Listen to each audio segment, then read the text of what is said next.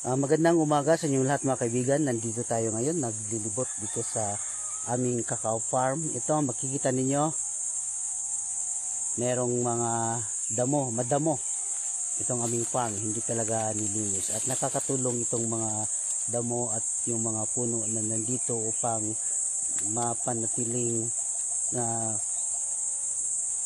maganda ang katayuan nitong ating cacao. Kahit na ang lupa, yan, kikita natin, tuyong-tuyo na talaga ang lupa dahil wala ng ulan. So straight na, ilang linggo nang walang ulan.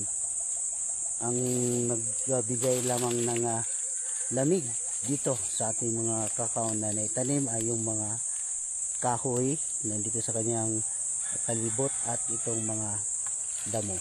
So makikita natin yan, tuyong-tuyo na talaga, at next week tayo ay mag-watering na dito sa ating cacao farm dahil nga yung balita ay hanggang August ang El Nino.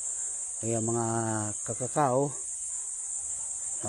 bigyan nating projection yung weather. Huwag tayong magkumpiyansa dahil nga sa naganap na drought period ngayon sa ating bansang Pilipinas ay marami talagang mga farms ang napiktuhan na.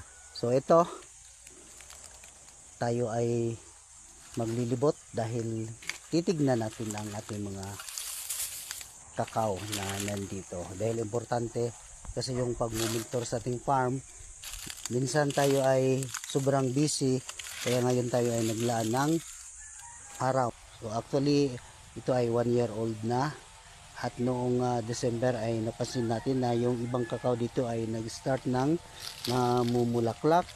At ngayon nga dahil sa taas na init or drought, so hindi tayo mag-expect na magkaroon tayo ng marami pang mga bulaklak. So natingnan natin kanina yung mga cacao, katulad niyan, yung cacao na yan ay nagkaroon ng bulaklak noong December, pero ngayon ay wala dahil nga sa dinaranas natin na El Nino. So ito mga kaibigan, tayo ay maglilibot dito sa part na ito. Maya ay doon na naman tayo sa kabilang area.